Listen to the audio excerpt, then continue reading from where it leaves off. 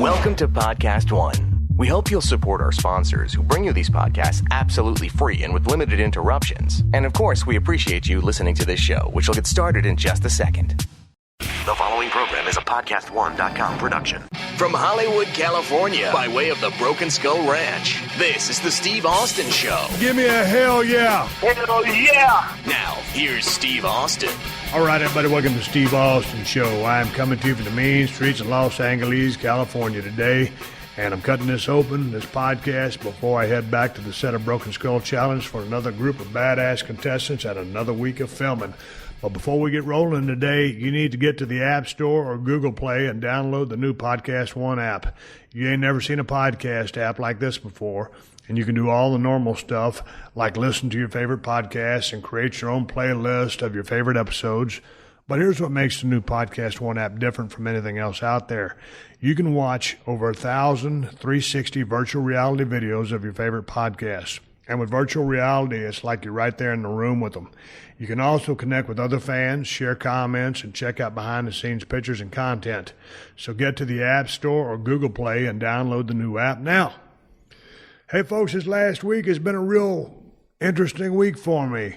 My nephew from Victoria, Texas, flew his ass down here, and he's visiting my wife and I from Victoria, Texas. And my nephew Neil is a junior in high school. He's 17 years old.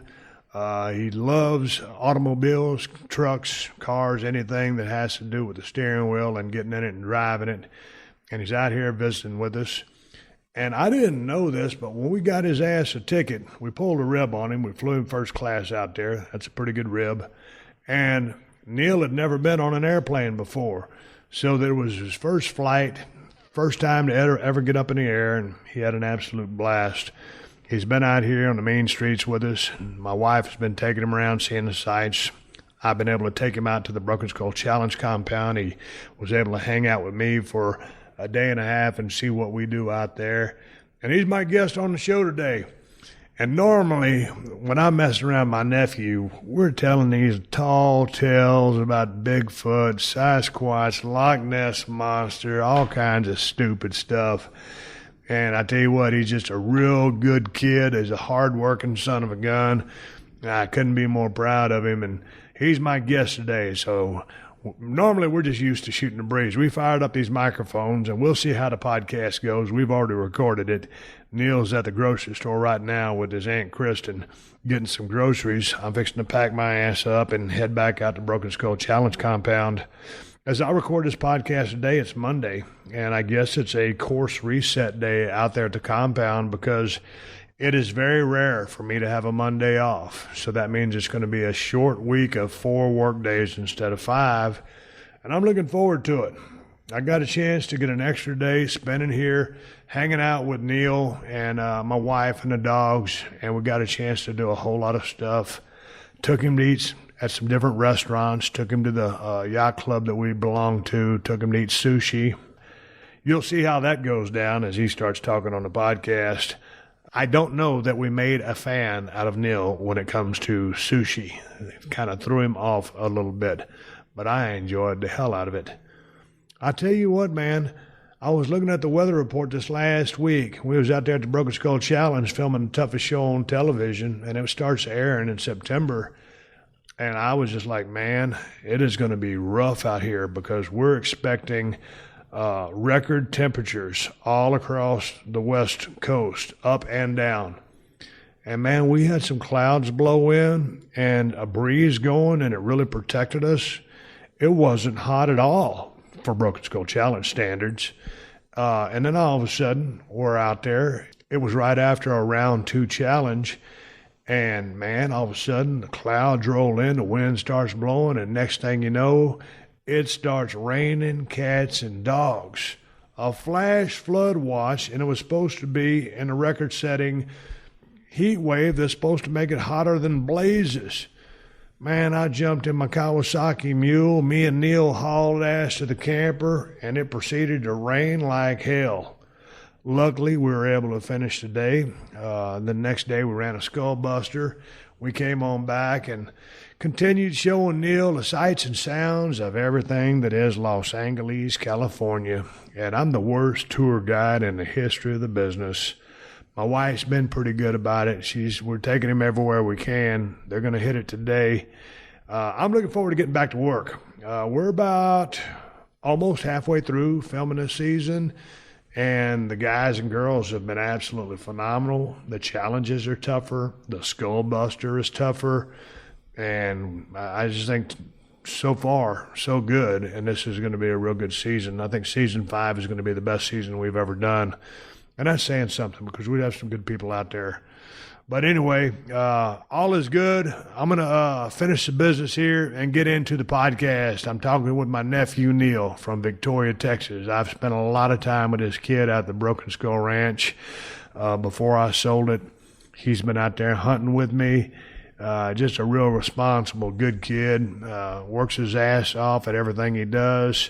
He ain't no slacker. I tell you what, that kid works his ass off, and he makes good grades, and he keeps his nose clean, says yes, ma'am, no, ma'am, thank you, you're welcome, all that kind of stuff.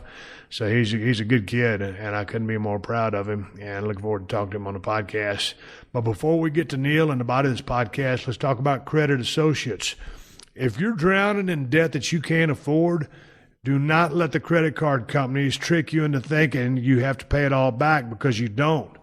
What the credit card companies don't want you to know is there's actually a way to get debt-free without paying off your entire debt or going bankrupt. If you have $5,000 or more in credit card debt, you now have the right to let us settle that debt for a fraction of what you owe. For free information, call Credit Associates now at 1-800-400-5617. Credit Associates will show you how much money you could save. If you can't afford to pay off all your debt, call Credit Associates now for free information on how to get debt-free faster than you ever thought possible. And that's without debt consolidation or bankruptcy. Credit Associates depends on your success and offers a guarantee, so there's no risk. For free information, call now 1-800-400-5617. That's 1-800-400-5617. One more time, call 1-800-400-5617. I know everybody's got a to-do list. Drop off the dry cleaning, pick up some milk. Here's one for you. Let's save hundreds of dollars on car insurance. And the good thing is you don't have to drop off or pick up anything. All you have to do is go to geico.com, and in 15 minutes, you could be saving 15% or more on your car insurance. Extra money in your pocket. It just may be the most rewarding to do. You do today. Hey everyone, it's former WWE host Lillian Garcia. Let me ask you a question. Do you ever wonder how your favorite stars make it to the big time? Then come check out my new show, Chasing Glory with Lillian Garcia on PodcastOne.com. Hear me chat with some of your favorite athletes and entertainers about their rise to the top. It's about to get real, raw, and inspiring. So join me for new episodes every Monday on PodcastOne.com, the new Podcast One app, or subscribe on Apple Podcasts. The Steve Austin Show. The Steve Austin Show. All right, everybody, welcome to the Body of the Podcast. I'm sitting across the table from my nephew, Neil Weigand from Victoria, Texas. Sitting there live and in living color. Came out to California, to Los Angeles. Mean streets of Los Angeles. Sitting there in Marina Del Rey, 317 Gimmick Street. Good morning. How are you? I'm doing good. It's the first time you ever been on a podcast. First time. I've always listened to it. I always wanted to be on it. Shoot, man, last time I saw you was at the Broken Skull Ranch, deer season. What have you been up to since then? School, mostly. I'm into FFA, Ag Mech. I build trailers, fix everything up for those guys over there. I've been playing a lot of golf. And during the summer, I've been working in the camp for special needs children. So that's what's been taking up the last 7 weeks of my summer. How's your golf game going? Pretty good. Easing back into it. I've been working for the past 7 weeks, so I haven't had a chance to actually play a full 18 in a while. So just getting back in the mood of it. Shot at 82, 83 the other day. Not too shabby for not playing in a couple weeks. Man, I tell you what, was that for 16 holes? 18. 18 holes. See, I can't remember how many shooting. Well, most time when I golf, because I shoot in the low 50s, People always think that I only shoot 16 holes, but I don't turn pro just because it really wouldn't be fair to everybody.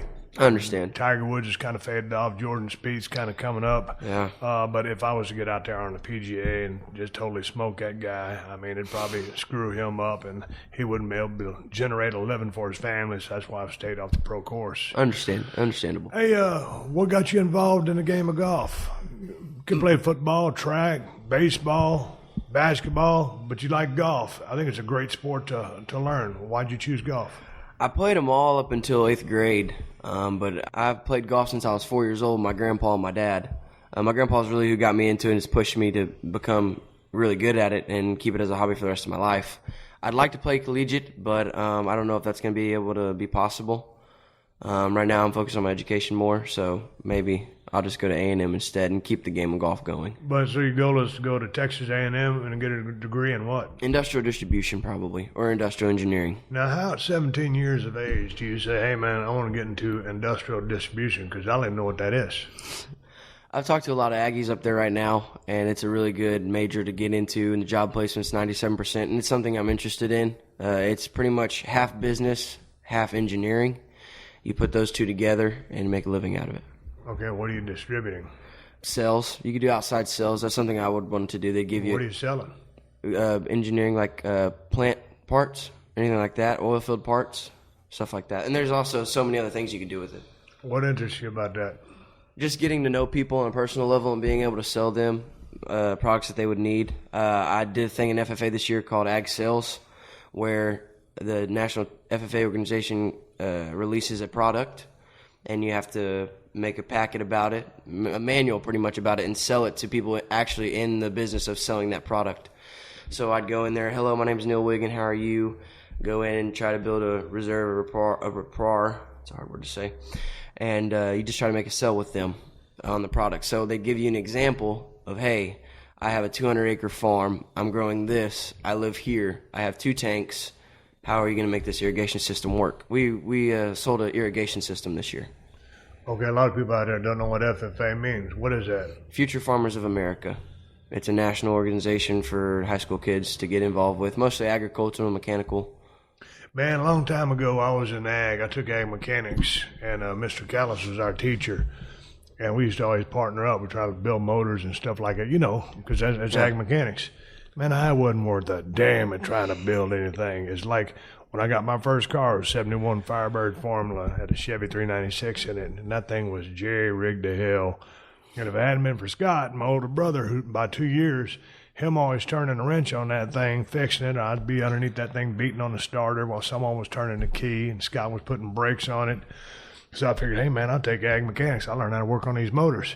So, man, we're out there, and we go to build a 283 Chevy motor. And me and Chad Starr partnered up on it. And shoot, man, we went through the whole rebuild process. And come time to start that thing up, it wouldn't start. And before that, we had tried to rebuild a lawnmower engine. We could start off with a lawnmower engine, then go to the bigger motors. And that thing didn't run either. So ag mechanics didn't do me a lick of good. But I've always wanted to learn how to weld.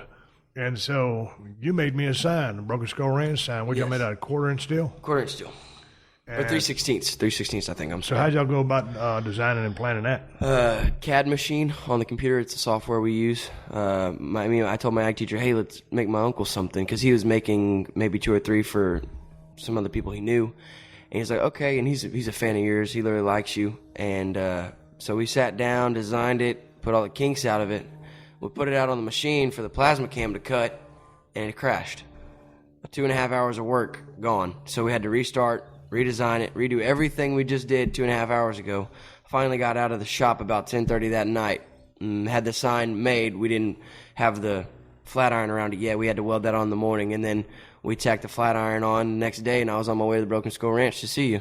I know you pulled a rib on me. You said you was working on the barbecue pit because you had a surprise for me. And that's when you brought that sign out there and surprised my ass. Yes, sir. It's one of my favorite signs. Well, it is my favorite sign. I'm fixing to hang it up here, right here in my new studio.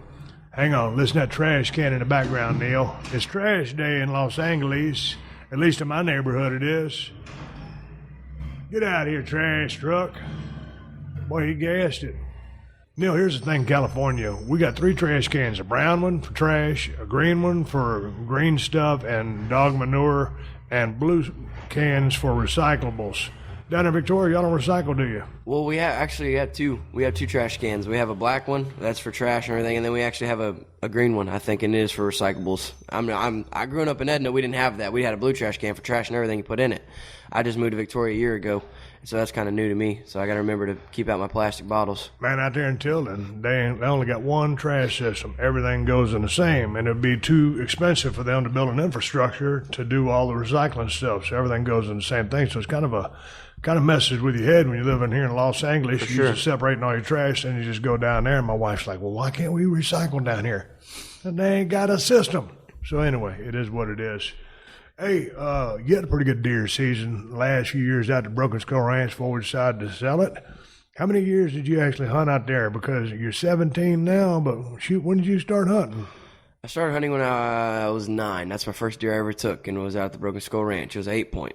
We put it in the local paper, and the title was Neil Nails 8 at 9. And I was all embarrassed because I was 9 years old and never took a deer, and all my buddies, they've taken deer when they were 6 or 7 with their parents, but I was proud I did it all by myself. So that was really cool. So 6 years. So 8 years. What'd you enjoy the most about hunting?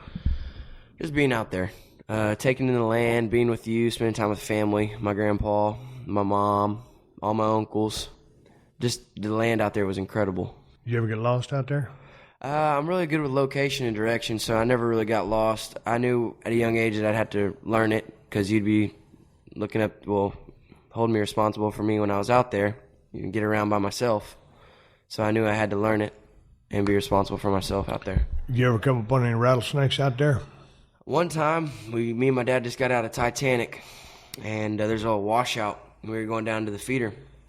And I hopped in that washout at about 8 years old, and I hopped right back out. I stepped on a baby rattlesnake, and after that, Grandpa ordered me some rattlesnake boots, so no more of that.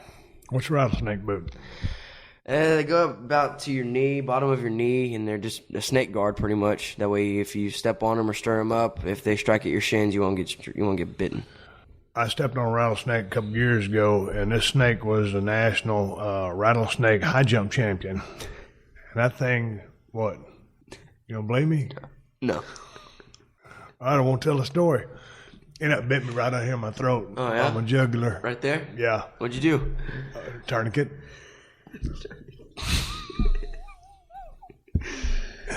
What do you think about California now that you've been here for 4 days? It's large. It's huge. Good weather. Really good weather. No humidity, really. I know Aunt Kristen was like, this is the worst humidity we've had in months. And I'm like, this is great. This is March in Texas. The people here are a little different. They're unique. How do you mean they're different? They just dress differently, act differently. Just different parts of living, I guess. But everybody out here that I've met's really nice. I talked to the taxi driver the other day. He actually was working in Victoria. He said, yeah, you're from Texas. I said, yes, sir. He said, oh, well, I used to be in the oil field business, and I used to have oil field drills in Refugio. You know where that is? Yes, sir, I know where that is. He said, oh, yeah, I used to live in Victoria while I was there. And I was like, wow, small world. That's where I live. Hey, you got a chance to eat sushi with myself and Kristen the other day, and that's our favorite sushi joint that we go to about once a week. From the amount of food that you left on your plate, I think it would be suffice to say that you ain't so keen on sushi. Sushi. Well, I'd never had it before. There's a place we go to in Victoria. It's called Tokyo Grill. They always serve sushi. I always see people eating it, but I never venture off and try it. So when you said that, Aunt Kristen texted me last week, and she was like, we're going to go to the sushi place, so be ready. I was like, okay, I'm in California. I'll try it. So we get there, and I'm kind of guessing myself, and Steve's looking at the menu, and he's looking at all these different types of sushis, and I'm just over here looking at the chicken and beef teriyaki. And he gets off, and he goes, give me a California hand roll. Get him a California hand roll. Give me some tuna. Get him some tuna. He's ordering me all kinds of things. He ordered about 5 trays of tuna. And, man, about halfway through that third bite of the third tray, I was done. I couldn't take it anymore. The texture just killed me. I stomached my way through the tuna. I was proud of myself for that. But, man, when it came out with those hand rolls, I was done. I was shot.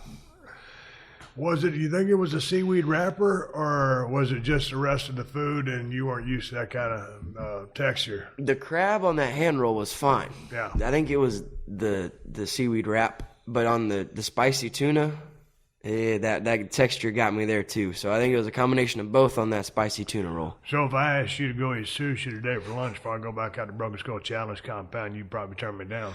I wouldn't turn you down. I love spending time with you, but I'd probably get some chicken teriyaki.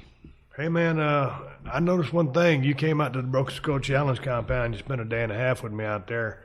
And, man, we had a good time riding around looking at junk cars. I ain't never seen nobody eat so many Lucky Charms since I was a kid. What is up with the LCs? I love them. That's all I eat. I ate some for breakfast this morning. I ate a big old bowl this morning. I don't know if you saw it, but it was huge. Yeah, I did. It was a big-ass salad bowl. And you drank all my milk. Hey, back when I was a kid, we lived in Victoria. Me and Kevin used to be like Captain Crunch and Lucky Charms fiends.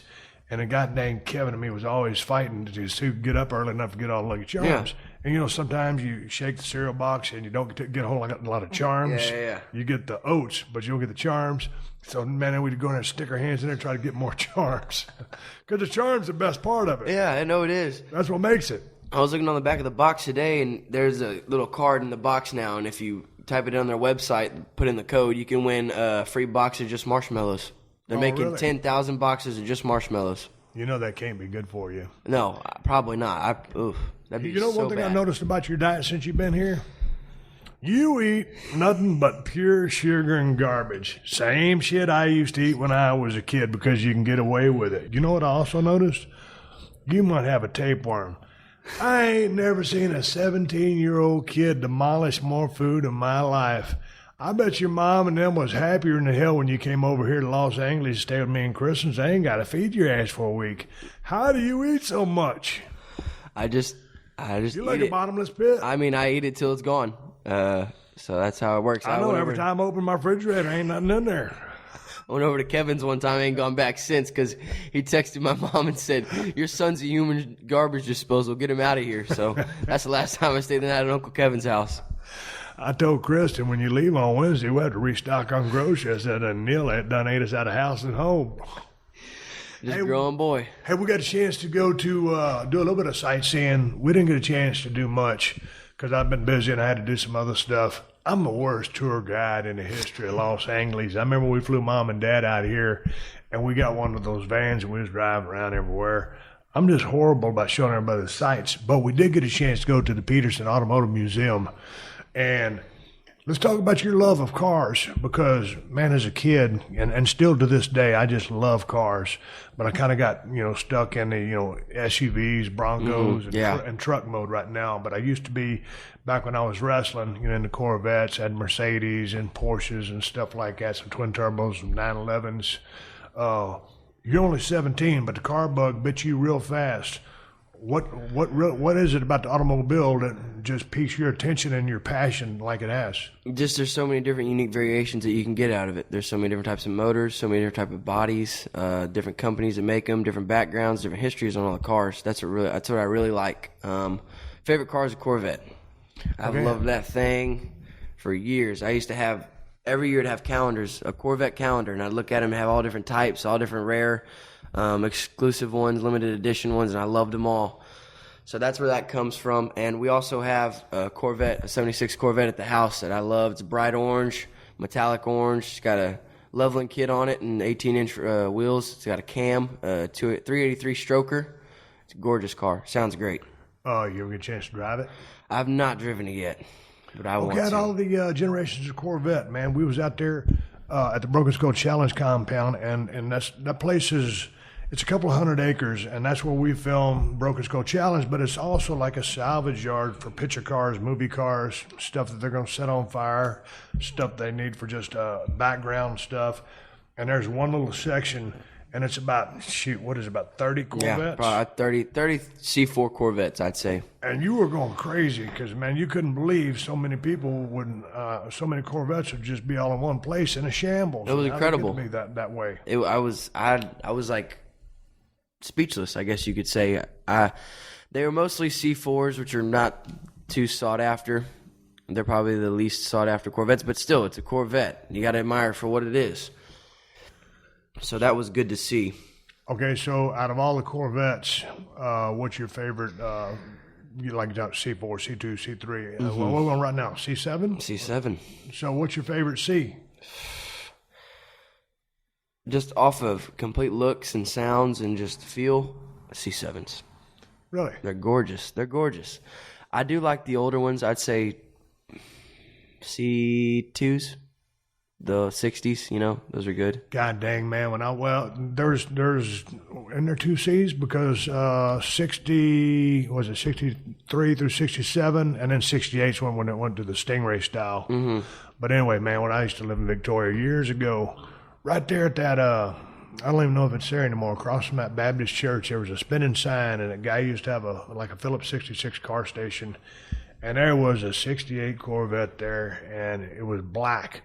I think it had Krager Super Sports on all four corners, but man, that was I always wanted to buy that car. Of course, I was a kid, I didn't have no money to buy no shit. Exactly. But there's something about that 68 Corvette that I just love, so I think out of all of them, I almost talked myself into the other day. I was thinking, you know what? I've had 3 Corvettes, and the last one I had was an 07, and I sold it out here in Los Angeles because it was too hard to get in and out of, and the way those doors are kind of long, and so when it says they're open, because cars are so close to you, you can't hardly get out of them. But I was thinking, man, it would be cool to get a 2017 Grand Sport. Whether I drove it or not, just keep it until I end up, kicking a bucket over about 20, 30 years. But just have a Corvette because I've always been a fan of them. But as far as the body style, I've always liked those 68s through, what did that go through, 72? No. Or longer. Well, just the same basic style. Yeah. That Stingray style. Yeah. Because they went through the economy crunch when all the motors turned into dogs. But I think just the mystique of that style, the way those fenders were, is my favorite Corvette. And I've never driven one. Really? Not that body style. Like I had the new ones, I had a couple of Z06s, but I never drove that body style of Corvette. But now that I'm used to all this modern technology, I don't know if I'd drive. We were driving my Bronco the other day, coming back from a Broken Skull Challenge compound, and man, we was hauling ass. We was doing about 85. And once you get stop and go traffic, you just like those modern brakes. So I just don't know that I'd want to be sitting down on the pavement driving a Corvette. But yeah, I might have one just to hang on to. Yeah. When we went to the Petersen Museum, there was a few cars that jumped out at me. There was Ohio, Georgia's Gasser drag car. That thing was awesome. Had that metal flake blue paint job on it. And then I like that 70 Cuda. That was awesome. I liked a couple of the Bugattis. And what else? Oh, the High Art of Riding Low. Man, if you're passing through L.A., stop by the Petersen Automotive Museum. Because, man, they had one of the most famous lowrider cars of all time, Gypsy Rose. And they had El Rey. And then they had El Muerto, Rider. Mm-hmm. And then there was another one, that 30s style one. I don't remember what year that was. Or what the name was. Gang. It was like the Ganglands. It was a Chevy. Yeah. Incredible paint on it. That thing was incredible. Man, I love that Gypsy Rose. And then the El Rey, just the attention to detail on those things was absolutely unbelievable. What did you think about the lowriders? They were great. Just like you said, the attention to detail, it was incredible. They literally detailed every single part of that car. I mean, it was phenomenal. Hey, man, you're in ag mechanics over in Grenada High School. So you're doing welding. You made me a sign. Do they have any kind of body work or paint stuff over there? We used to, but now it's mostly welding. So we don't have any. We used to have a paint shop, but now it's storage for our welding machines. Well, you know how to weld and everything, but how have you guys been? Are they teaching any mechanical work, turning wrenches and stuff like that, rebuilding motors? A little bit, not too much. Are they phasing that out? Yes, sir. So I wonder why that is. I don't know. Welding is a big thing right now, and all the CDEs and competitions you can do with ag, that's what they're focusing on. So that's the only shop class. There's one for the freshmen, I forget what it's called, the Intro to Ag Mech or something, where you do a little bit more with it all. But once you get up into senior and junior year, you get into welding and welding 1 or welding 2 or whatever it is, and we build stuff like that. So, I mean, we do get into the mechanics of it all while we build stuff. Whatever it is, if we need to do anything to a trailer or a specific thing that we're doing, Man, when I got my first car, it was a 71 Firebird Formula at a Chevy 396, and it was pretty jerry-rigged. And if my older brother Scott hadn't been around, it had been parked because I didn't know how to work on anything.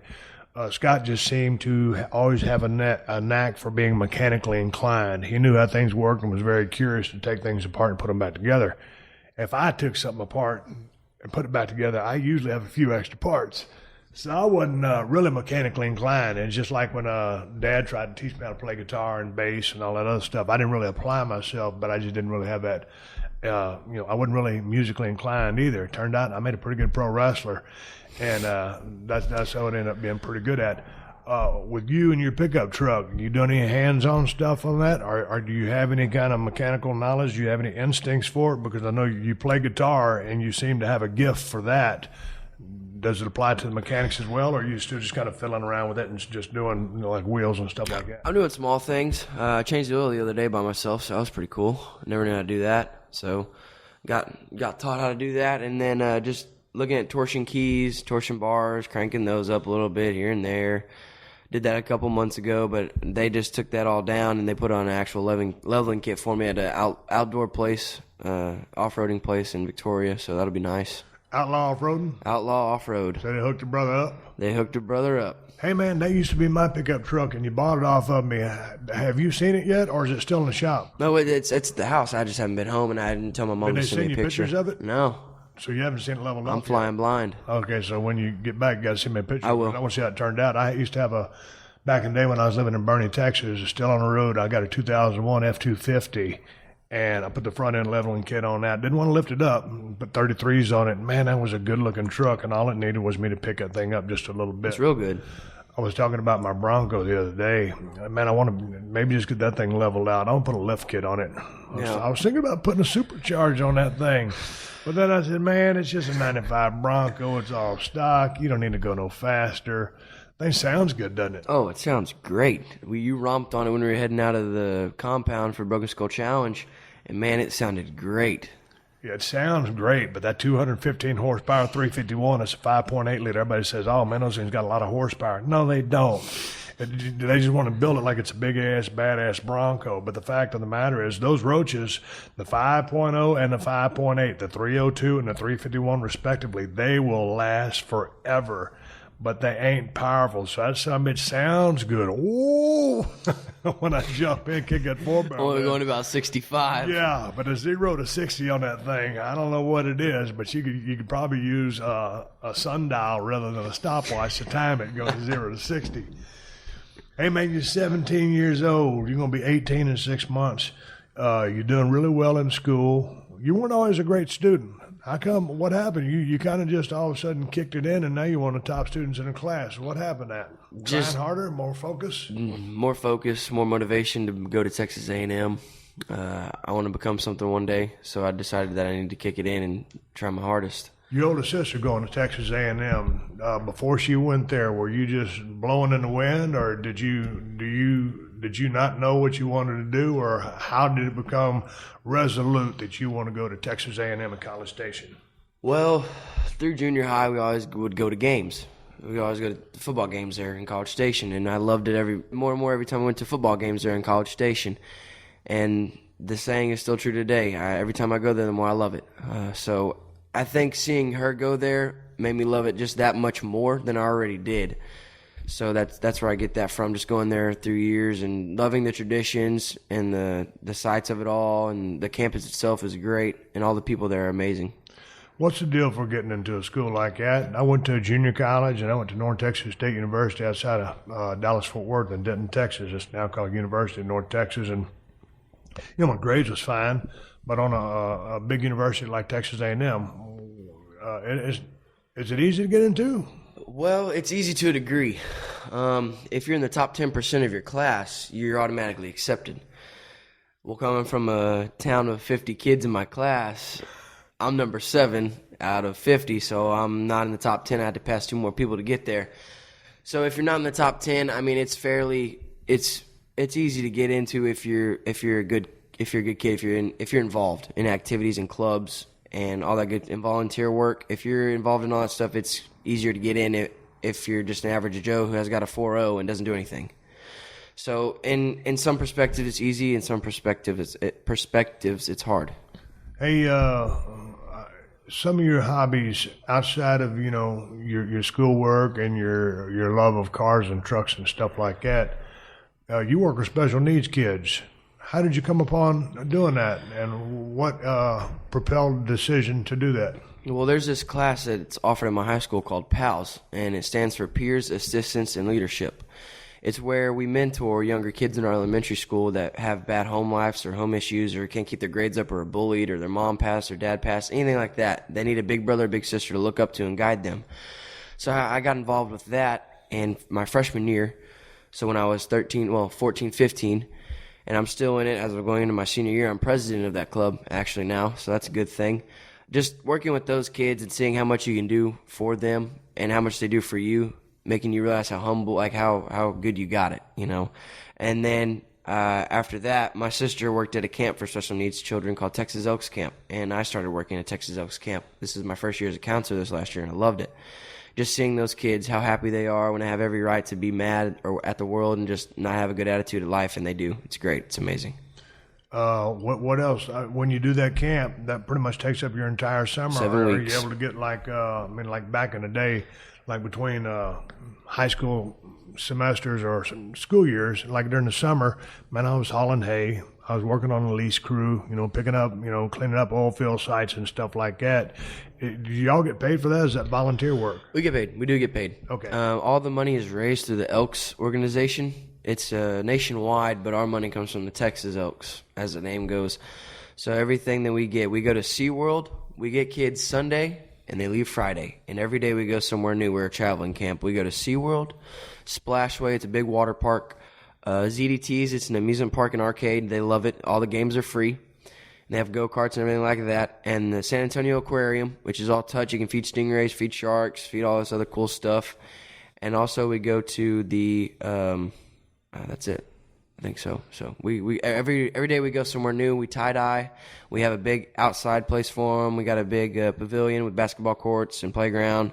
So every day we're doing something. Hey, man, back when I used to own the Broken Skull Ranch, you was out there hunting with us, and you was able to take, some pretty good deer, and you love hunting, being in the outdoors. Now that that place is not around anymore, are you still going to try to continue your deer hunting? Is there anybody out there that you can hunt with? Hopefully. That's one of my favorite things to do in the wintertime and the holidays is to spend time with family and hunt. So hopefully I'll be able to find somewhere to hunt that I can. We have a place in Hope. Hope. So maybe I'll try my luck there. I don't know if anything's there. We'll try that out and see how that goes. But I'd love to continue hunting.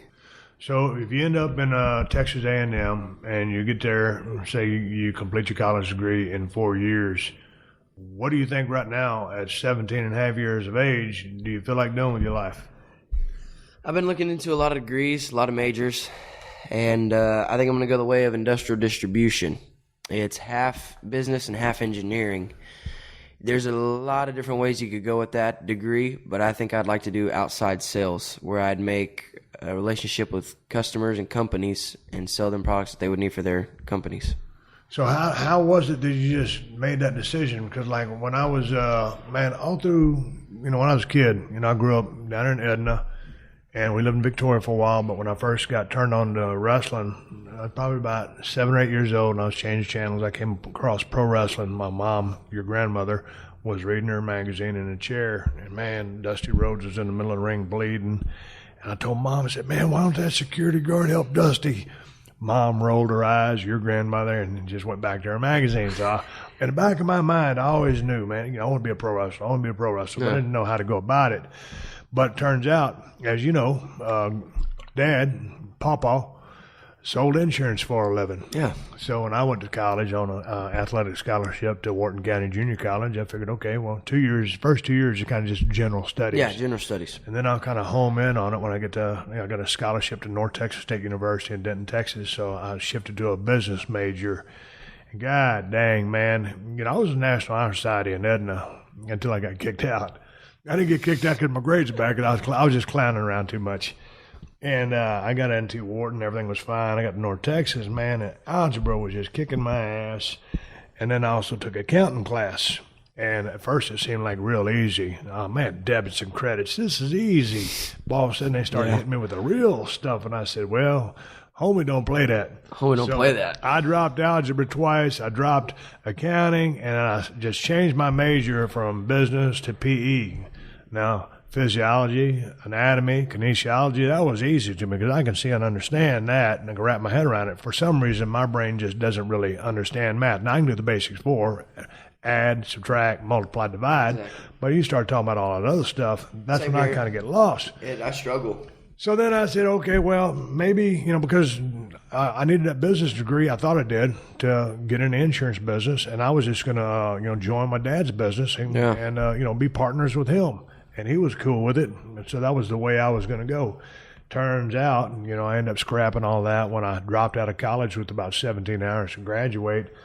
I started working on a freight dock, and I was, driving a forklift, loading, unloading trucks, and, going to watch wrestling. And that's when I said, hey, man, I think I'm going to give this a try. And I went to school, a wrestling school, and 5 months later I had my match. And, all these years later, you've seen it all, end up and been retired there now for a while. But is there anything else you considered doing other than that? What's that? Industrial agriculture? Industrial distribution. Industrial distribution. Is there anything else you considered, or are you still in the wind? Because as young as you are, you could always make a decision on the fly. For sure. I've always thought about the Air Force, really, in the back of my mind, going in and maybe getting a bachelor's degree, and then going in as an officer and going to be a pilot. My vision's good, and I've got the good height to go and to be a pilot, but I just don't know yet. I still have a lot of time to think. We're talking about you got the height to be a pilot, because it's like going to Astro World and says you must be this tall to ride this ride. There's limits. There's limits, yeah. Well, I mean, hell, as much Lucky Charms as you eat, and you might shoot up to be about 6'11". You're actually going to be too tall for the Air Force. Who knows? They're going to put a taller cockpit on that thing. Yeah, they might. So you were thinking about going in the Air Force? I am. Yeah? I am. Flying a plane? Yes, sir. A-10, preferably. That'd be really cool. Tank busters. I don't know if you've seen videos on those. No. They're all over the road. They're incredible. They're really cool. They have miniguns on the sides. Just go in and wreak havoc on anybody. All right, Neil, we got to take a minute here to thank another fine sponsor of the Steve Austin Show, and that's Diamond Dallas Page and his DDP Yoga. DDP is hitting the road. He's doing the DDP UK tour, and this is your chance to be at one of his inspirational Q&A live shows in Glasgow, Manchester, Birmingham, and London. DDP is going to be telling stories, signing autographs, and taking selfies, and he's going to motivate the heck out of you to live the healthiest life you can. Dallas is kicking off his Hall of Fame UK tour on September 8th in Glasgow, and he's bringing his DDP yoga workshops too. Get in on Dallas's Inspiration Meets Perspiration workshop and let him help you achieve your fitness goals and get on the path to healthier living. Reserve your spot now at ddpuktour.com. And if Dallas ain't going to be in a city near you, then download the DDP Yoga Now app and join one of the live workouts from the DDP Yoga Performance Center in Smyrna, Georgia. It's the next best thing to working out in person with Dallas. And the app has everything, folks. It's got over 150 workouts. It's got nutrition tips. It's got recipes, cooking shows, and tools to track your progress. And it lets you do DDP Yoga wherever and whenever you want, right from your smartphone or tablet. And right now, you can get the app and the DVDs for 20% off. Just go to ddpyoga.com/Austin. It's time to own your life. Start today. ddpyoga.com/Austin. Hey, if you're looking to buy a new or used vehicle, you need TrueCar. TrueCar gives you the price and information you need to feel confident about your vehicle purchase. When you register with TrueCar, you'll see what other people in your local area paid for the car you want. And from there, you can connect with a local TrueCar certified dealer and enjoy a more confident car buying experience. TrueCar shows you real pricing on actual inventory, so you see competitive pricing offered to you by TrueCar certified dealers for vehicles that are actually on their lots. And you'll also see all the dealer incentives before you get to the lot, so you can feel confident about the price when you show up. TrueCar makes car buying easy, no matter if you're looking for a brand new or used vehicle. And the stats don't lie. Over 3 million cars have been sold to TrueCar users by the TrueCar Certified Dealer Network. There are over 13,000 dealers in that network with some 700,000 pre-owned vehicles available. So do yourself a favor and go to TrueCar for your next car buying experience. TrueCar users save an average of over $3,000 off MSRP. So when you're ready to buy a new or used car, visit TrueCar to enjoy a better car buying experience. Some features not available in all states. The Steve Austin Show. The Steve Austin Show. All right, I'm sitting here rolling sound at 317 Gimme Street with my nephew Neil Weigand down there in Victoria, Texas, out here in the mean streets of Los Angeles, the West Coast. God dang, man, I had some work to do yesterday, so my wife took Neil down there to Venice Beach and got out there on the sidewalk and started walking around. Tell me about the sights and sounds of Venice Beach. I heard you guys had quite the tour because there was a lot of things going on down there. There was an Indian festival going on, so that was pretty cool seeing all that culture going on down there. And also all the shops and all the loud noises, all the different walks of life down there. Half of them I've never seen before. Just all the performers down there. Those are pretty cool. The guy who runs around on rollerblades and plays his electric guitar. Some other dude was there with an afro. He had a dead dog, not a dead dog, a play dog on a stick, and he asked for money, and then he'd perform.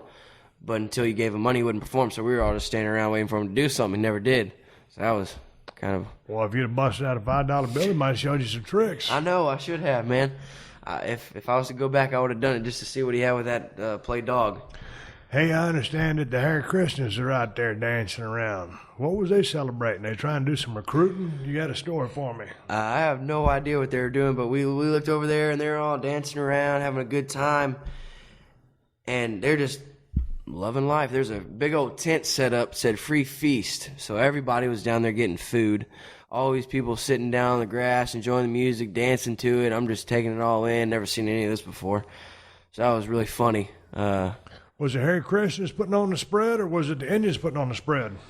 Well, they were both there. So maybe it was a Was they together? Yeah, they were throwing a co-party.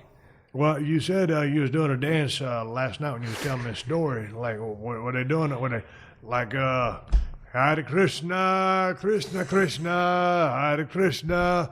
That was from Stripes when John Candy and them were acting like it was part of a movie. Yeah. Like, were they singing? Were they chanting? Did they have a jam box? What they were doing it all. They were in a big old group at the bottom. They had seats set up, a stage, and in between there was a kind of a little open spot. And they were all going up there, dancing, singing, throwing their hands up, having a great time. Well, did you think about joining them? I thought about it. I did.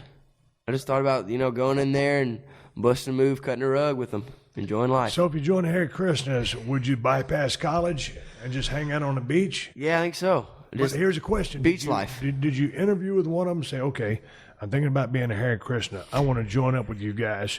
Where's the compound at? Where do we go when we're not hanging out on Venice Beach having a free feast?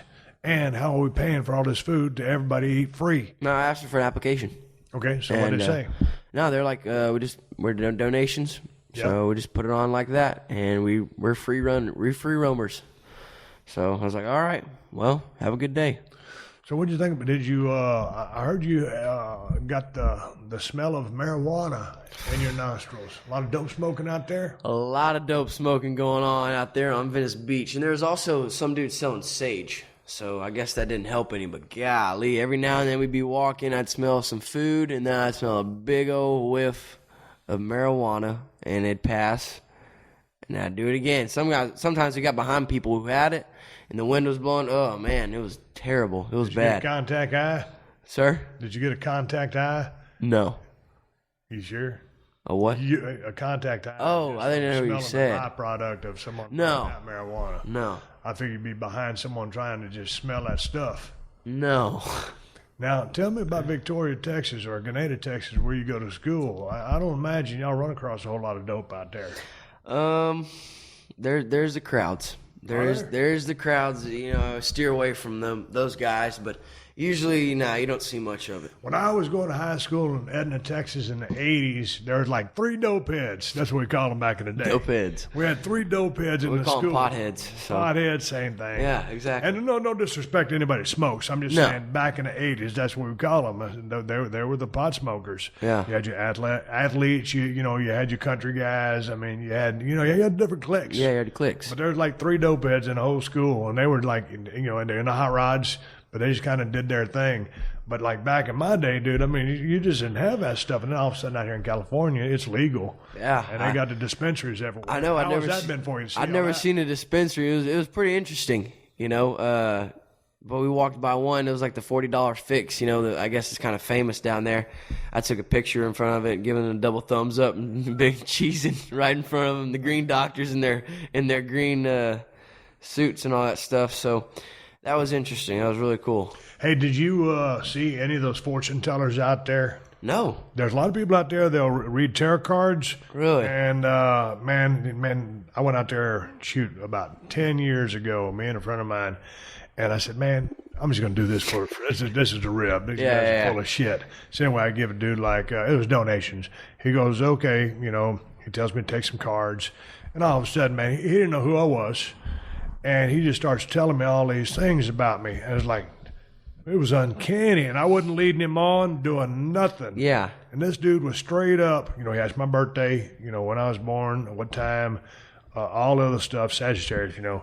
And then he starts naming all this stuff. Bam, bam, bam, bam, bam, bam, bam. And it was like, Jesus Christ, man, this is freaky. So anyway, it's all donations. I give a guy a 20 spot. And my buddy was there. He was kind of like, he's kind of skeptical. Says, you know what? I'll do you for free. When's your birthday? Told him his birthday. Sure enough, he goes, you know what? You could have been a lawyer. This, you're very particular. Just naming off all these traits. I'm thinking, well, turns out, the dude had 3 brothers that were lawyers. He was going to be a lawyer, but what wasn't. I think his father was a lawyer. Wow. So it's like everything that this dude said, and the goddamn, what's his name?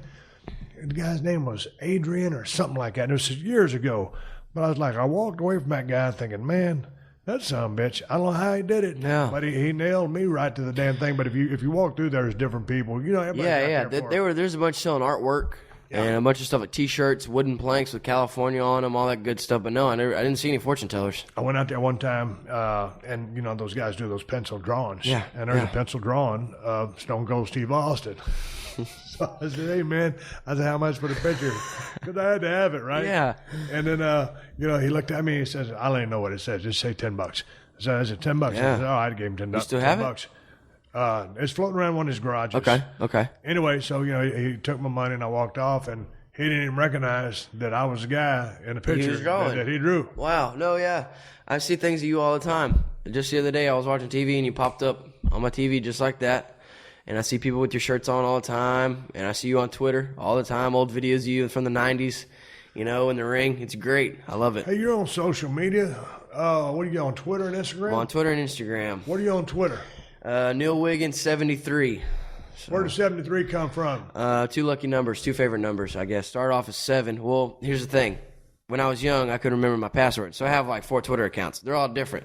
But the one I'm on now is Neil Weigand 73. Okay, now why does someone who's 17 and a half years old need 4 Twitter accounts? I forgot the passwords. I had to remake them. Come on. You're worse than I am. What about Instagram? Instagram, I'm just Neil Weigand. So that's pretty. You tag me in a couple of posts, so you could find me if you go through Steve's stuff. So, yes, sir. So what do you think about that social media? It's a good thing and a bad thing, if you let it be. How's that? You can use it as something for your friends and use it for yourself, entertainment, and then you can also use it to, you know, mess with other people, bully them, and do all that bad stuff you can. You just got to stay on the good side of it. What do you think about them trolls on social media? Trolls? Yeah. They're all right. They're not bad. They're not? Dude, no. I mean, you ain't got nothing better to do but write a bunch of stupid shit about something. Well, if it's extra, if it's more than once or twice, then get out of here. Yeah, but some people have these accounts. I've seen a million of them, and all they do, I'll see them. They'll be spamming my timeline or whatever, just saying a bunch of negative stuff, and I'll okay, look at their tweets, and then that's it. They're crushing everybody. Just nothing but stupid shit to say to people. No. If that's the most productive way that you can spend your time, or you get joy out of spending your time that way, just bashing a bunch of people for no reason, boy, I tell you what, there's something lacking in your life. So I hit the block button. Back in the day when I first started seeing stuff like that, I'd cuss them out. F you, this, that, whatever. But now I don't even give them the satisfaction of a response. I hit the block button and go on about my day. Yeah, you just can't let them get to you.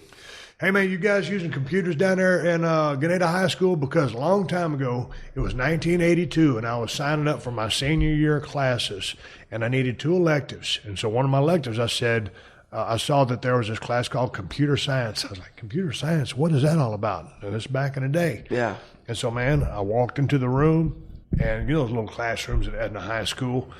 And so there was 25 computer monitors there. And this is back when, you know, computers like almost as big as a TV. Yeah. And I walked in there and I was thinking, son of a bitch. I said, when am I ever going to use a computer?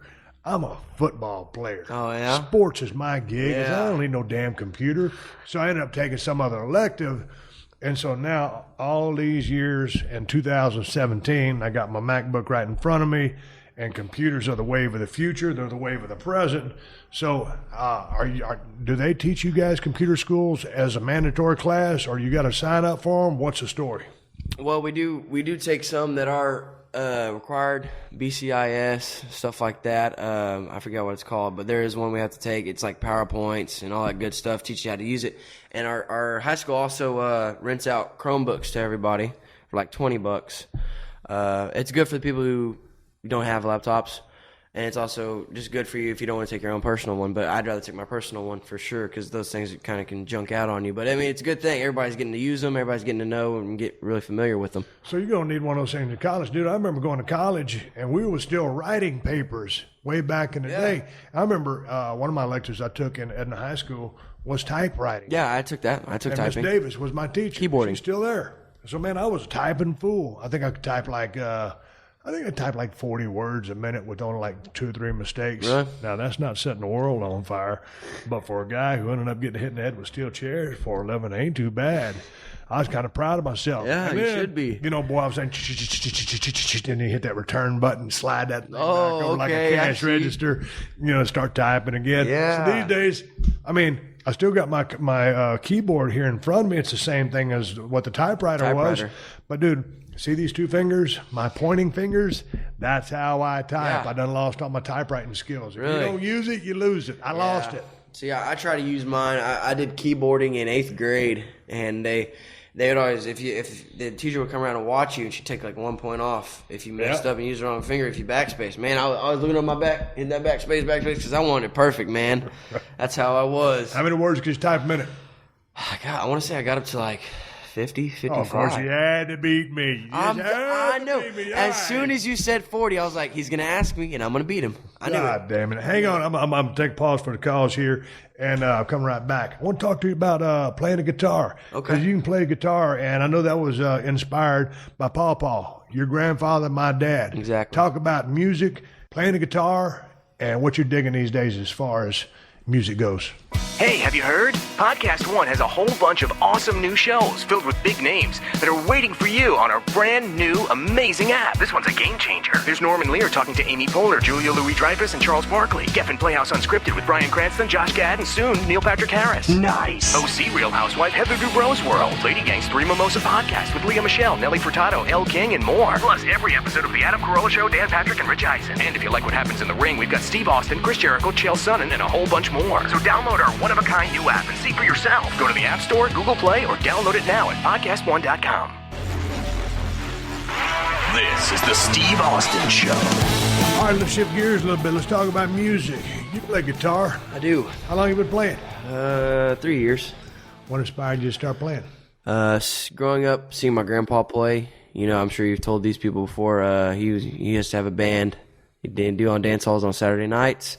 Uncle Jeff, he can pick like a madman, and my mom Jenny can play and sing, and my sister Emma can also play the guitar. So just the whole family does it. Why not me? So I decided to pick one up and went from there.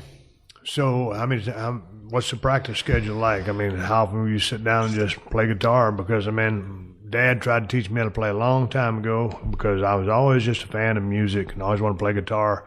But I didn't apply myself. I was lazy and didn't have the attention span, didn't really have any music ability. And then so I figured, well, I still want to be, a musician. I couldn't sing. Everybody knows that story. And so I figured, well, hell, I got to be the lead guitarist. And I couldn't be the lead guitarist, so I played bass guitar. Well, bass guitar got 2 less strings. It ought to be easier.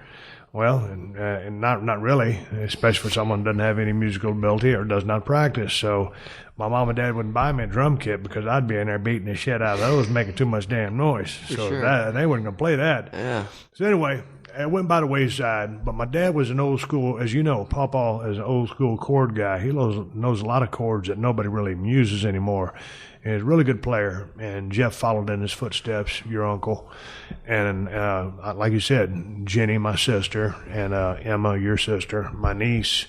And you picked it up. Like, did Papa start teaching you chords and progressions? Or how does that work out for you? Yeah, mostly Papa and my mom. They'd sit down with me and teach me the basic chords. And then after that, it was just me sitting down, trying to transition between them, And after that, it was kind of a challenge, what chord can I learn today, or what song can I learn this week? And my training regimen is usually about an hour a day after school. I haven't played this much this summer. I've been gone from home. I didn't want to take my expensive guitar to camp. I have Alvarez. Play Alvarez, really nice. And probably about an hour a day. Just pick around, play some country songs. Mostly what I play. So. We was talking last night, and you was mentioning some old Texas bands that really never got a great break, but they were good bands from Texas. What are you listening to these days? I mean, my phone stays on Randy Rogers Band, Turnpike Troubadours, Flatland Cavalry, Cross Canadian Ragweed, Stoney LaRue, any of those guys. Anything that would be at Billy Bob's Texas in Dallas. Just great, they're old, but their songs are great, It's a good Texas country. Man, I was in Nashville, Tennessee a couple of years ago, and I was at the Losers Bar. It's kind of like an outdoor, indoor type thing. And Daryl Singletary was playing, Randy Rogers was playing, and Stoney LaRue was playing. I could hang out with those guys, have some beers with them. And then when Easton Corbin will come through town, I'm good friends with his manager. So they stayed right down the road in Marina Del Rey last time, and man, those guys all busted out their guitars and we had a big sing-along. Yeah. I wasn't singing. I was sitting there listening. I'd have run everybody off. But what about mainstream country? You dig any of that? Has that gone too pop or too commercial for you?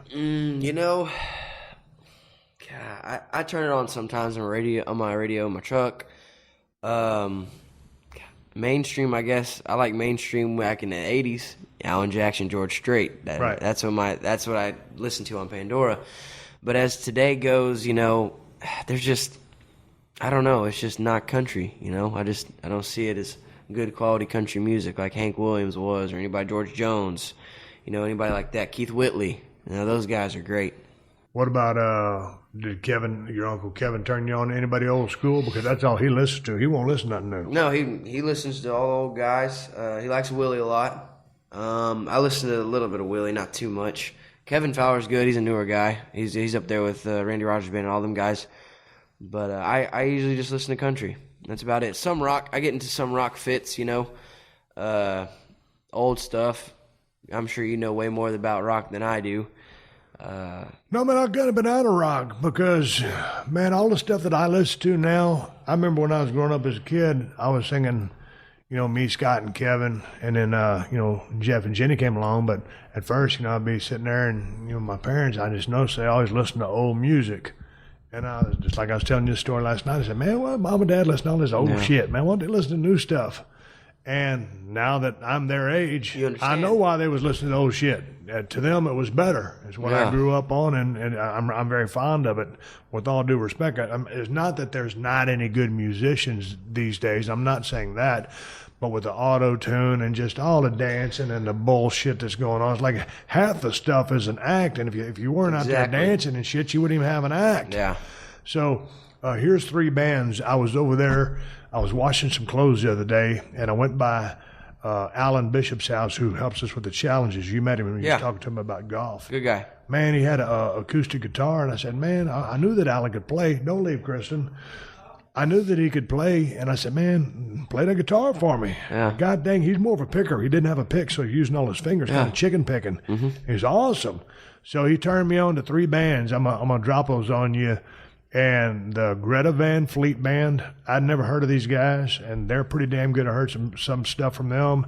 And then Rival Sons. Rival Sons is kind of like, man, I don't want to say they're maybe they're heavily influenced by Led Zeppelin. That dude can sing his ass off. The guitar sound good.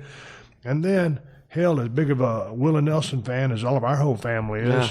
he said Lucas Nelson. Well, that's Willie's son. Yeah. I think he's more of a picker than he is a singer. But those are the three bands that I'm fixing to check out right now. And god dang, they got some damn good musicians in them. So there's three for you to saw into. I'll look them up, listen to them. My wife, Kristen, just walked into the podcast here. We're about to wrap this thing up here in about 10 minutes. Kristen, you've been kind of the tour master over here.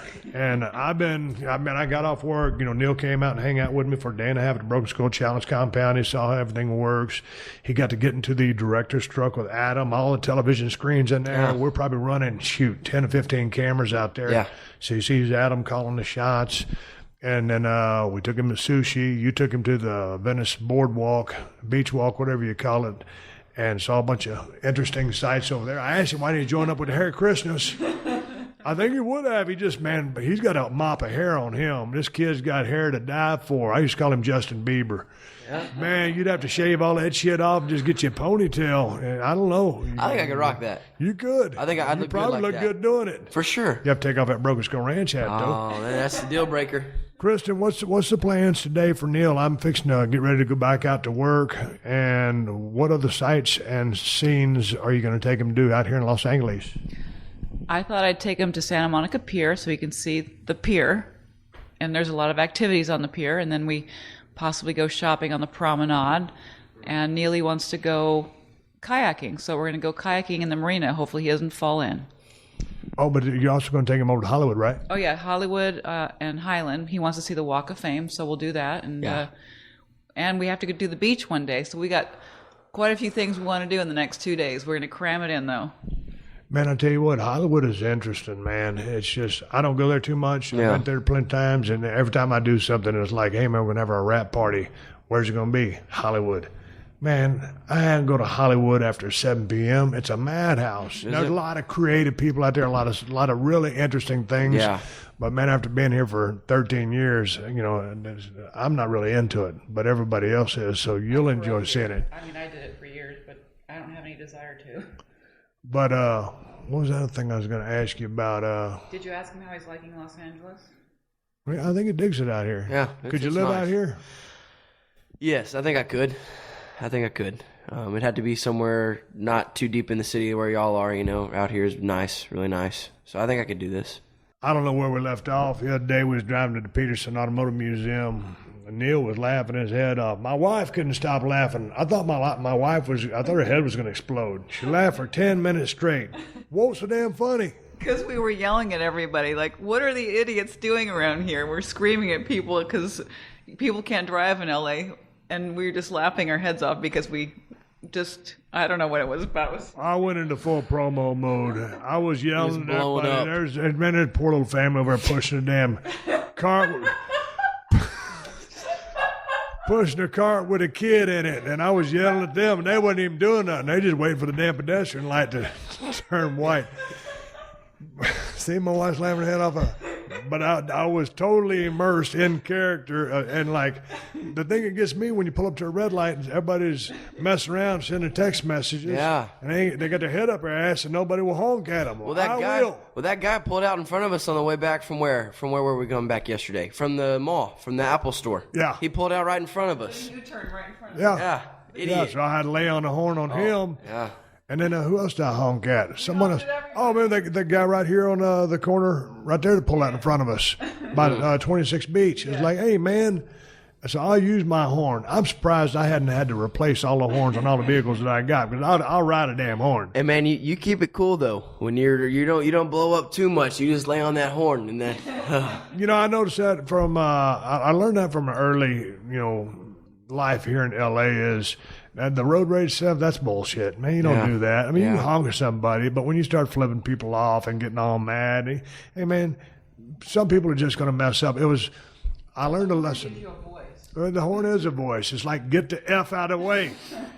And it's funny, like, if you're like number 6 in line and the number 1 guy by the red light ain't moving, and you're not honking at the people in front of you, you're honking through them all the way to the number 1 guy. Get out of the way, dude. Pull your head out of your ass. Yeah. I was riding in the back of a town car one time. I had a ride. I was going to a function, and everybody was cutting us off. And I finally told the limousine driver, I said, "Man," I said, "how do you do this? How do you not get from getting mad? How do you keep cool and not get mad all the time?" And he just summed it up like this. He goes, "People are going to do things that are dumb, but I don't take it personal." Yeah. And so I try not to take it personal, but I got a life to live. I'm 52.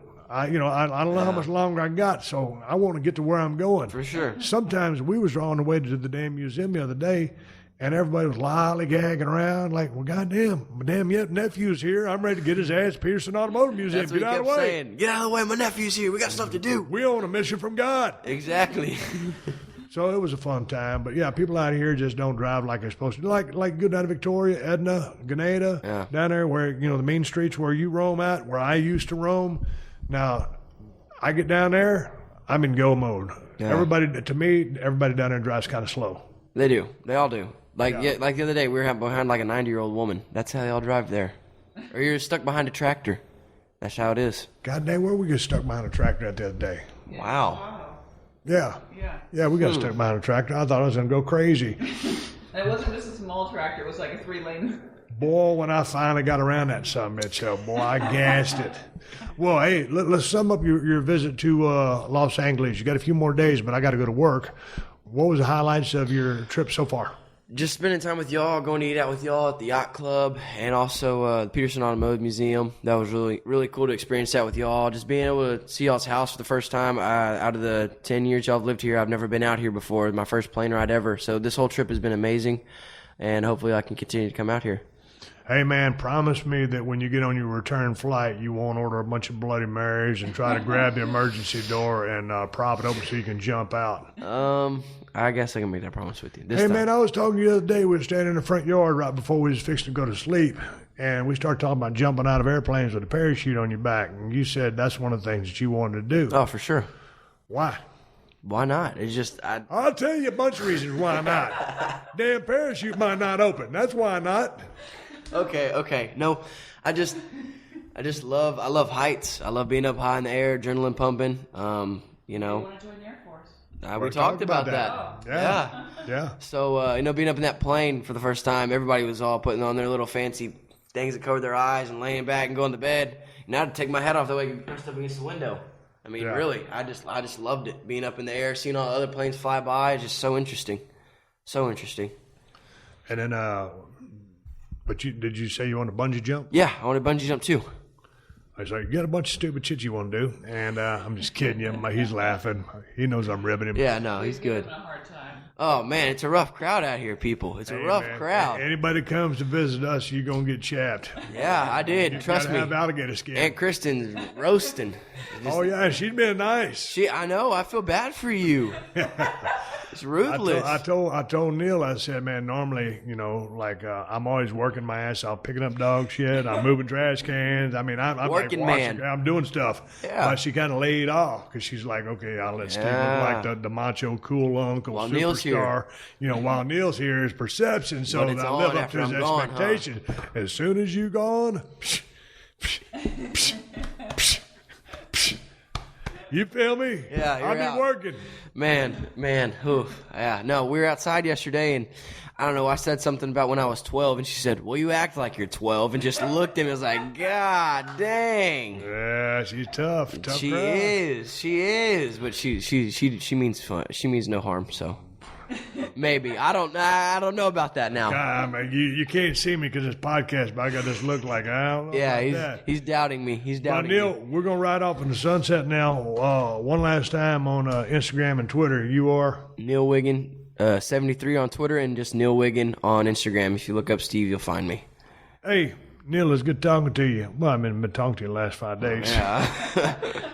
I'll catch you down the road. Yes, sir. All right, everybody, give me the go home cue. It's time to wrap up this podcast, ride off in the sunset. Before I do that, I want to say thanks to my guest, Neil Weigand, my nephew, coming out here from Victoria, Texas, and spending a week out here with myself and my wife. It's been awesome catching up with him.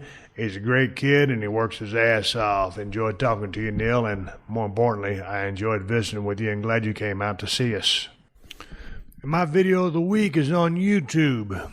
And if you go to YouTube and type in Gypsy Rose, Lowrider Legend, I tell you what, man, I saw this car at the Petersen Automotive Museum this past weekend with my nephew Neil and my wife Kristen.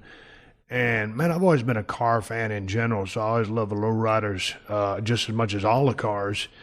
But, man, there's just something about the paint job on this thing and the attention to detail, just the way they laid it out, and just the history behind it. So if you watch Gypsy Rose, Lowrider Legend, you'll see the car that I'm talking about over there at Petersen Automotive Museum. It's a 64 Chevy Impala, and it was also featured in the opening of the 1970 sitcom Chico and the Man, and just the history behind it, the Imperial's Car Club. It's just, it was a beautiful car, man. I like that. I liked the El Rey Lowrider and El Muerto Rider. But the Gypsy Rose Lowrider Legend is my video of the week. Check it out, and you'll dig the car that I got a chance to see in person. And that thing is absolutely beautiful. Anyway, wrapping up a couple of quick plugs before I get out of here and get back to the compound. New season of Broken Skull Challenge. We're in production. We're filming. Badass new T-shirts coming to ProWrestlingTees.com/Steve Austin. And if you're looking for a way to beat the heat this summer, get my IPA. It's the best IPA on the planet. Broken Skull IPA from El Segundo Brewing Company. Cool off with a cold one. Stop by the brewery if you're in L.A. or pick it up at Whole Foods and Total Wines if you live in California. I've been hearing a lot of people talking about going to Whole Foods and Total Wines and not being able to find it. We need to pick up distribution so that it is there, because we're supposed to be all over the state of California. You can order it from InsideTheCellar.com if you live in a state that they ship to. And I got one more thing to tell you guys about. I got my own Amazon store, and that's where you can find the Cold Steel Broken Skull knife and the new Working Man's knife. Just go to Amazon.com/shop/Steve Austin. And if you want to find me on Twitter, I am Steve Austin BSR on Instagram and Twitter. And thanks for supporting all the fine sponsors of the Steve Austin Show. That's how I'm able to do this podcast for you twice a week for free. And you can find all my sponsors at PodcastOne.com. Just click on the Killer Deals button at the top of the page, and then click on the Steve Austin Show banner. Coming up on Thursday's Unleashed show, X-Pac returns, and this time we're answering your questions, talking some wrestling psychology, and telling stories about working with Randy Savage, Chris Benoit, Big Van Vader, and Kane. More conversation with X-Pac on Thursday. And hey, the 60-second AP News headlines are coming your way next. Until then, my name is Steve Austin, and I will catch your ass down the road. Thanks for listening to The Steve Austin Show. Check out new episodes every Tuesday on the Podcast One app, or subscribe at Apple Podcasts or PodcastOne.com.